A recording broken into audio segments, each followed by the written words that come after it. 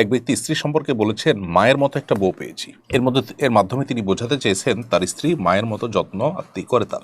এভাবে বললে বৈবাহিক সম্পর্কের ক্ষতি হবে কি না? আমার বোনের ব্রেস্টে টিউমার হওয়ায় অপারেশন করা হয়েছে। এখন প্রশ্ন হচ্ছে বোনের বিয়ের সময় বিষয়টা ছেলে পক্ষকে জানানোর প্রয়োজন আছে কিনা। চলুন তাহলে আর দেরি না করে আপনাদের প্রশ্নগুলোর উত্তর দেওয়ার আলোকিত ভবনে আমরা প্রবেশ করি। আমার বোনের ব্রেস্টে টিউমার হওয়ায় অপারেশন করা হয়েছে।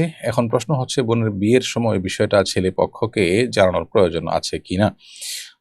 বৈবাহিক জীবনে যদি প্রভাব ফেলতে পারে এরকম কোনো ট্রিটমেন্টের কারণে এরকম কোনো ত্রুটি বা এরকম কোনো বিষয় তৈরি হয়ে থাকে, তাহলে সেক্ষেত্রে সেটা আগে থেকে অবশ্যই জানানো উচিত। অতএব আপনার বোনের বিবাহের সময় এই বিষয়টা আপনার পাত্রপক্ষকে জানানো দরকার। তা না হলে পরবর্তীতে ভুল বুঝাবুঝি তৈরি হতে পারে, বিবাহ ভাঙার দিকে যেতে পারে, যেটা কারোর কাছেই আসলে কাঙ্ক্ষিত বা প্রত্যাশিত কোনো বিষয় নয়। সাধারণ রোগ যদি হয়ে থাকে, যে রোগের কারণে আসলে বৈবাহিক জীবনে কোনো প্রভাব ফেলার কথা নয়, তাহলে সেক্ষেত্রে সেটা জানানো জরুরি না। পাকিস্তানের একজন আলেম বাংলাদেশে আগমনকে কেন্দ্র করে একাধিক বিবাহের বিষয়ে আলোচনা হচ্ছে। এর লাভ ক্ষতি নিয়ে অনেকেই ইদানিং কথা বলছেন। বাংলাদেশের আর্থসামাজিক বাস্তবতা একাধিক বিয়ে করা কতটুকু সমীচীন, কি কি শর্তের আলোকে একাধিক বিয়ে করা যেতে পারে, এই বিষয়ে ইসলামী দৃষ্টিভঙ্গি কি? কেউ যদি একাধিক বিবাহ করবার জন্য শারীরিক, আর্থিক এবং সার্বিকভাবে প্রস্তুত থাকেন, তিনি যদি একাধিক বিয়ে করলে একাধিক স্ত্রীর প্রতি সমতা বজায় রাখার ব্যাপারে দায়িত্বশীল আচরণ করতে পারবেন, সেই কনফিডেন্ট, সেই আত্মবিশ্বাস তার নিজের প্রতি নিজের থাকে, তাহলে তিনি একাধিক বিবাহ করতে পারেন। এটি জায়েজ আছে। বেশিরভাগ উলামা ইকরামের মধ্যে এটি জায়েজ, এটিকে সুন্নাহ বলে দাবি করেননি বেশিরভাগ ফকিগণ।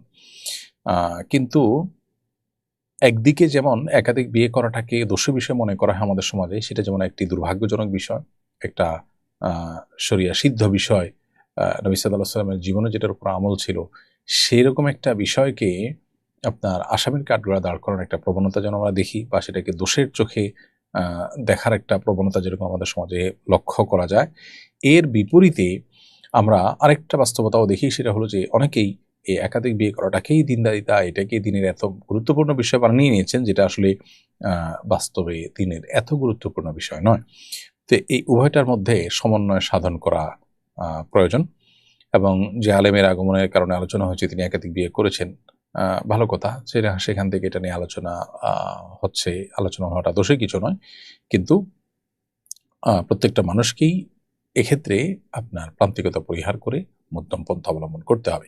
আর বাংলাদেশের আর্থসামাজিক বাস্তবতার ভিত্তিতে একাধিক বিয়ে করা সমীচীন অসমীচীন এরকম বলার কোনো সুযোগ নেই। শরিয়ার বিধান সকল সমাজের জন্য সমানভাবে প্রযোজ্য।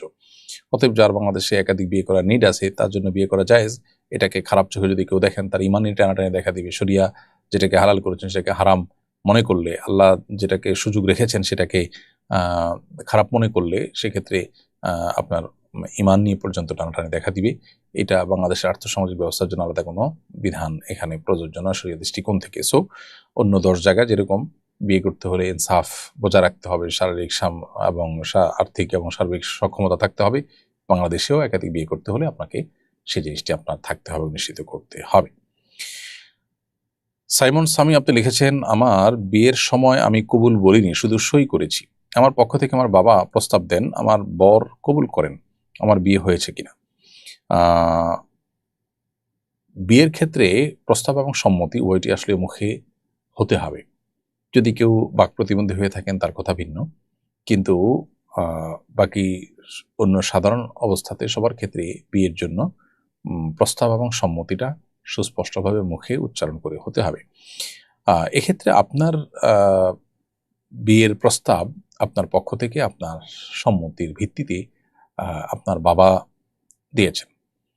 মেয়েরা মৌন সম্মতিও যদি থাকে, তাদের বিয়ে শাদীর আলোচনা হচ্ছে, তারা জানছে এবং তারা কোনো বিপরীত কিছু বলছে না, এটা তাদের মৌন সম্মতি হিসাবে ধরে নেওয়া যায়। এবং তার উপর ভিত্তি করে বাবা যদি সন্তানের তরফ থেকে বিবাহের প্রস্তাব দেন, যেমনটি আপনার বাবা আপনার পক্ষ থেকে প্রস্তাব দিয়েছেন, আপনি বলেছেন, সেটাই বিবাহ বিশুদ্ধ হওয়ার জন্য যথেষ্ট। অতএব আপনি নিজে মুখে কিছু বলেননি, বিয়ে হয়েছে কিনা এটা নিয়ে আপনার হেজিটেশন করার কোনো প্রয়োজন নেই। আপনার বিয়ে হয়ে গেছে ইনশাআল্লাহ তাআলা। প্রিয় দর্শক, অনুষ্ঠানের আমরা ঠিক মাঝামাঝি পর্যায়ে এসে পৌঁছে গেছি। সময় হয়ে গেছে ছোট্ট একটি বিরতিতে যাওয়ার। বিরতিতে আমরা যাচ্ছি, ইনশাআল্লাহ ফিরবো সামান্য সময় পরেই। আশা করছি আমাদের সঙ্গেই থাকবেন। অসহায় দরিদ্রদের দারিদ্র্য দূরীকরণ ও স্বাবলম্বীকরণের লক্ষ্যে আসুন্নাহ ফাউন্ডেশন পরিচালনা করছে স্বাবলম্বীকরণ প্রকল্প। স্বাবলম্বীকরণ প্রকল্পের আওতায় এ যাবৎ প্রায় ৩,০০০ মানুষকে প্রশিক্ষণ ও স্বাবলম্বীকরণ উপকরণ প্রদান করা হয়েছে। আপনার জাকাতের অর্থে স্বাবলম্বী হতে পারে অসহায় দরিদ্র মানুষ। আসুন্নাহ ফাউন্ডেশনের জাকাত তহবিলে জাকাত পাঠাতে ভিজিট করুন www.asunnahfoundation.org/donate/zakat। বিরতির পর আবার আপনাদেরকে স্বাগতম জানাচ্ছি সেরাই সমাধান অনুষ্ঠানে। আপনারা দেখছেন আসুন্নাহ ফাউন্ডেশন আয়োজিত সাপ্তাহিক প্রশ্ন উত্তরমূলক অনুষ্ঠান সেরাই সমাধানের ২৭০তম পর্ব। বিরতির আগে আমরা অনেকগুলো প্রশ্নের উত্তর আপনাদের দিয়েছি। চলুন বিরতির পর আরো নতুন যে সমস্ত প্রশ্ন আমাদের সামনে আছে সেগুলোর উত্তর দেওয়ার পালায় আমরা প্রবেশ করি। এনায়েতুল্লাহ লিখেছেন, সোশ্যাল মিডিয়ায় ইসলাম বিরোধিতার কারণে মাঝে মাঝেই সামাজিক অস্থিরতা তৈরি হয়। সাম্প্রতিক সময় রংপুরের গঙ্গাচড়ার ঘটনাটি এক্ষেত্রে উল্লেখযোগ্য। এ জাতীয় পরিস্থিতি থেকে পরিত্রাণ পেতে রাষ্ট্র বা আমাদের করণীয় কি হতে পারে? ভাই এনায়েতুল্লাহ, খুবই গুরুত্বপূর্ণ একটি কথা আপনি এনেছেন। সোশ্যাল মিডিয়াতে যে ইসলাম বিরোধিতা প্রায় দেখা যায় এবং বিরোধিতার চাইতে বেশি হলো যে ইসলাম বিদ্বেষ, এটা ছড়াছড়ি দেখা যায়। এটির কারণে খুব স্বাভাবিকভাবে একটা ধর্মপ্রাণ সমাজে অস্থিরতা তৈরি হয়।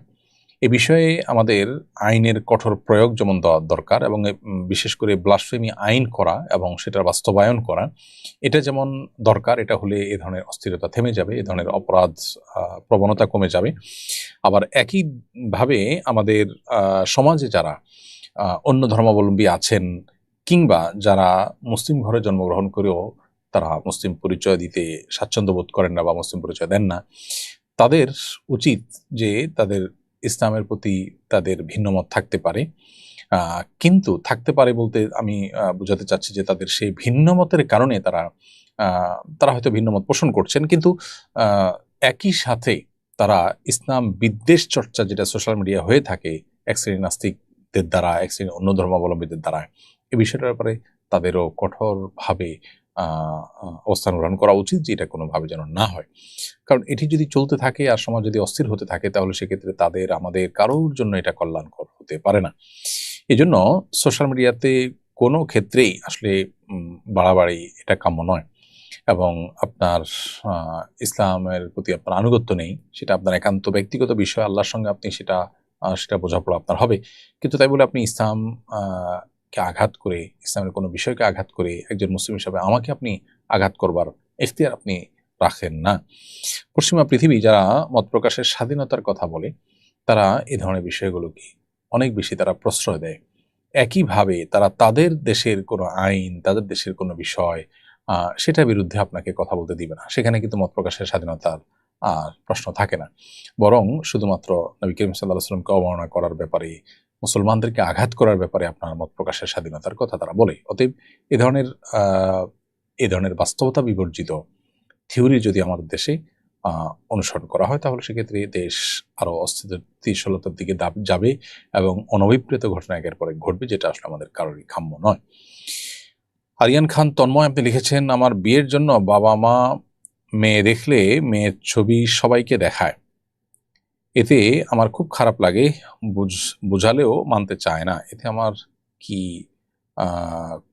কিছু করার আছে?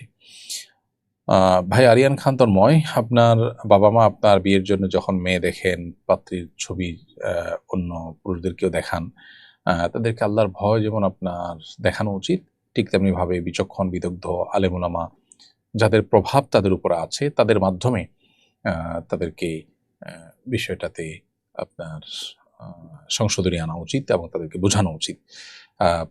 পরপুরুষ দেখলে আপনি ছাড়া, অর্থাৎ পাত্র ছাড়া অন্য পুরুষরা ওই পাত্রের ছবি দেখা নাজায়েজ এবং গুনাহ, এই ধারণায় হয়তো তাদের নাই।